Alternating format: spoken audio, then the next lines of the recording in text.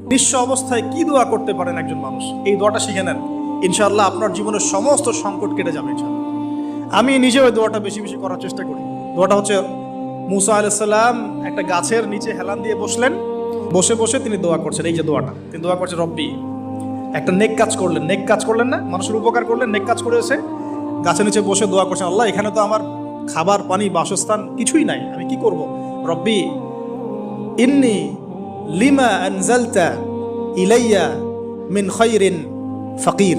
রব্বি ইন্নি লিমা আনজালতা ইলাইয়া মিন খায়রিন ফাকির। আবার বলেন, রব্বি ইন্নি লিমা আনজালতা ইলাইয়া মিন খায়রিন ফাকির। অর্থ হচ্ছে, হে আল্লাহ, তুমি তোমার পক্ষ থেকে আমার উপরে যে নেয়ামতগুলো দিবে, আমি এর জন্য ফকির হয়ে বসে আছি।